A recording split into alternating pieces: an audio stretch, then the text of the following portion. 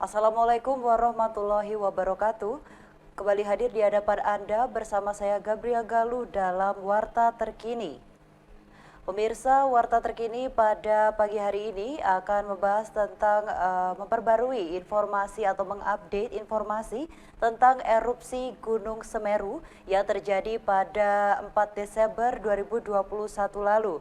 Dan hingga saat ini sudah mulai berdatangan bantuan dari wilayah Jawa Timur maupun seluruh Indonesia untuk para korban bencana Gunung Erupsi Semeru. Dan untuk melihat bagaimana detailnya yang ada di sana, kita sudah terhubung dengan rekan Susanto yang berada di Lumajang, Jawa Timur. Selamat pagi rekan Susanto. Ya, selamat pagi Mbak Galuh. Baik, bisa diinformasikan bagaimana keadaan yang ada di kawasan erupsi Gunung Semeru pada pagi hari ini? Ya, terima kasih untuk para pemirsa Madu TV. Saat ini saya berada di ring 1 ya, di sektor 2, tepatnya di Kamar Kajang. Baik. Di Seru 2 ini sudah dibagi beberapa tim. Yang pertama itu ada di lokasi untuk menyelamatkan mobil yang ada di sektor A. Kemudian yang di sektor B untuk menyiapkan tanggul karena kemarin itu sempat hujan cukup deras yang menyebabkan lahar dingin kembali menutupi jalan. Baik. Jalan yang biasanya dipakai oleh tim rescue itu tidak bisa dilewati. Tapi alhamdulillah berkat kerjasama dengan tim gabungan, jalan kembali bisa dibersihkan. Dan baru saja di sektor 2, Seru 2 ini baru saja mendapatkan satu korban kembali. Baik. Mendapatkan korban kembali di wilayah Sungai Tambang Pasir ya. Itu demikian Mbak Galuh.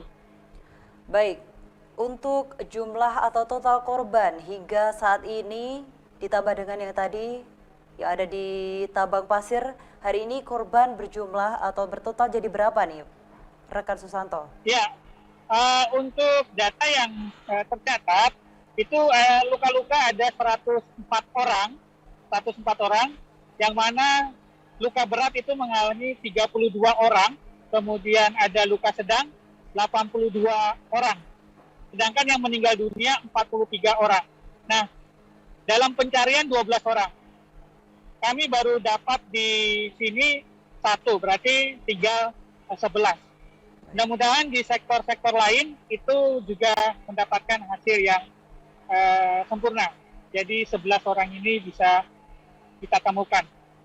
Begitu, Pak Galuh.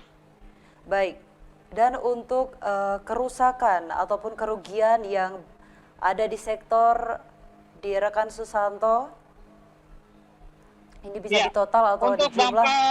dampak kerusakan itu untuk fasilitas umum ya, fasilitas rumah hunian itu masih dalam perhitungan karena begitu banyaknya ya. Kemudian untuk fasilitas kesehatan itu ada 1, kemudian fasilitas pendidikan itu ada 1. Sedangkan fasilitas ibadah itu ada 5. Jembatan 1 itu putus ya. Kemudian untuk titik pengungsian di Kabupaten Lumajang itu ada 125 titik. Dan warga yang mengungsi ada 6.452 orang.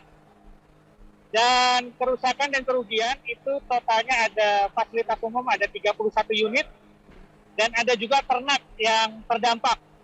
Ada sapi itu sekitar 764 ekor dan juga ada kambing atau domba itu 684 ekor.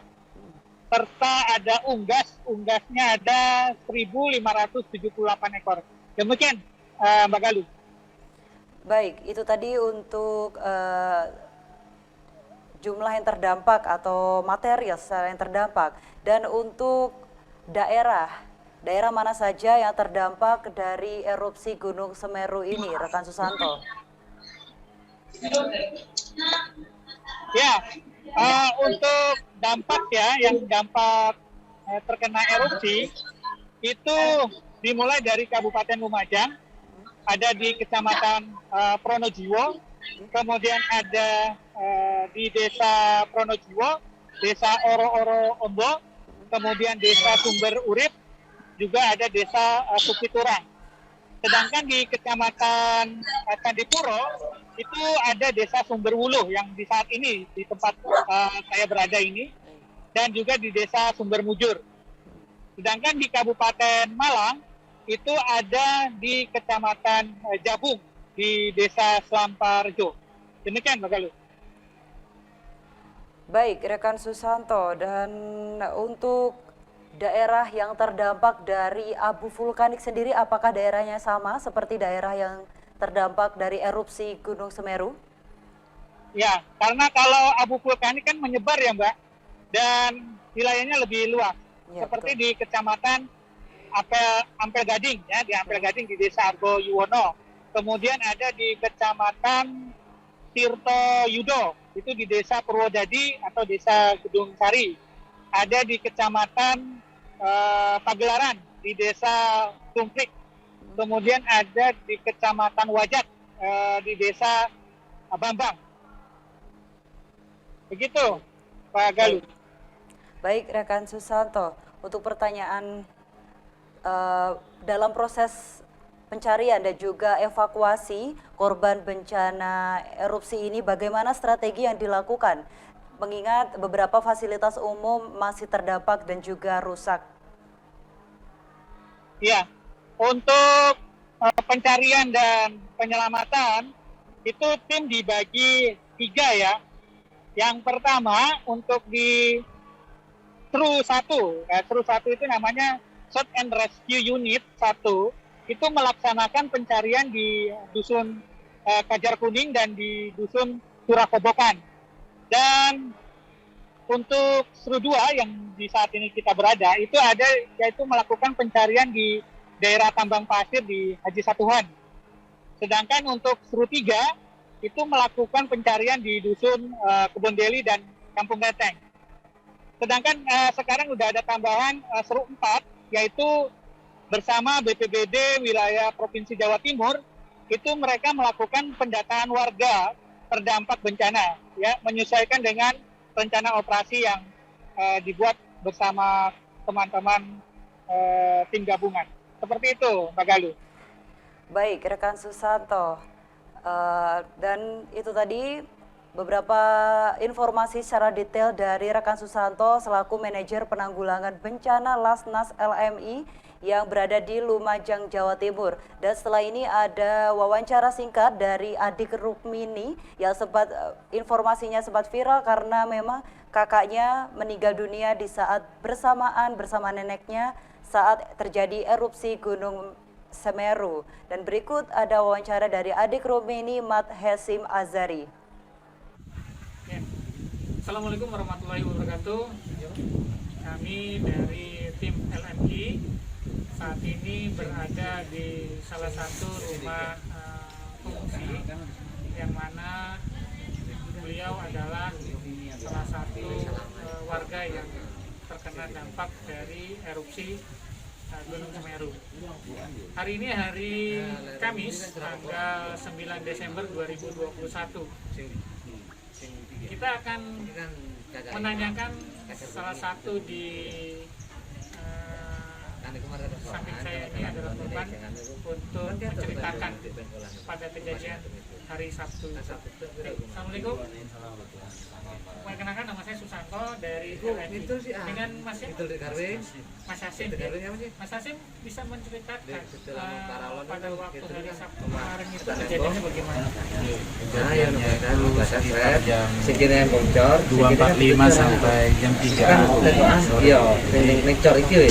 Memang enggak ada tanda-tanda apapun, suara dentuman atau apapun.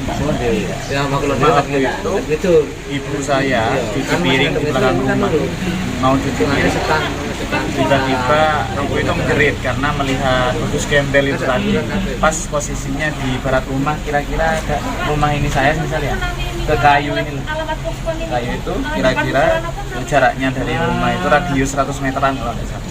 Di bawah tower Sama saya itu tak tarik ke dalam rumah, semua pintu saya tutup. Baru kemudian keadaan rumah, sekitar rumah itu gelap langsung, gelap kita kayak jam 12 malam. Saya hidupin lampu, waktu itu belum keadaan padam. Setelah beberapa detik dari saya menghidupi lampu itu mati lampu.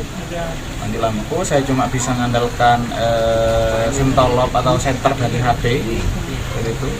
Terus ibu dalam keadaan menangis, cari bapak saya sama kakak karena keadaan cari pasir di daerah Sumberwulu. Nah, kan penambang pasir. Untungnya waktu itu masih ada sinyal, saya hubungi bapak sama kakak itu, dan alhamdulillah sudah bisa dihubungi dan beliau berdua sudah naik. Cuma sama saya tidak boleh ke arah selatan, soalnya sudah tidak memungkinkan untuk kembali ke selatan. Saya suruh untuk ke sini untuk langsung mengisi. Nah, selang dari beberapa menit rumah bagian belakang saya itu ambrol. Ambrol. Saya cek ya memang betul ambrol, tidak kuat, saya menahan bebannya debu yang tertumpuk di atas atap kan sekitar segini. Cuma waktu itu hawanya sudah hangat, sudah panas. Saya khawatir lava itu sudah naik ke permukiman. Saya khawatir. Baik, itu tadi pemirsa wawancara dari rekan Susanto dengan Mat Hasim Azari, yaitu adik dari Rukmini yang ada di Dusun Kajar Kuning RT 4 RW 9 Desa Sumberwulu Kecamatan Candipuro Kabupaten Lumajang. Dan terima kasih untuk rekan Susanto yang ada di Lumajang, semoga selalu sehat dan selamat bertugas kembali. Ya, sama-sama. Mohon doanya karena kalau malam hari terlihat jelas untuk lava pijar di Gunung Semeru. Bahkan semalam itu sempat mati lampu dan hujan deras. Baik. Hingga akhirnya posko induk yang sekarang berada di Sumberwulu itu bergeser kurang lebih 7 kilo dari tempat semula. Baik. Itu tambahan informasinya. Baik, terima kasih rekan Susanto, tetap berhati-hati yang ada di Lumajang. Siap. Baik pemirsa, jangan kemana-mana karena sesaat ini saya terhubung dengan rekan yang ada di Bangkalan dan tetap bersama kami di Warta Terkini.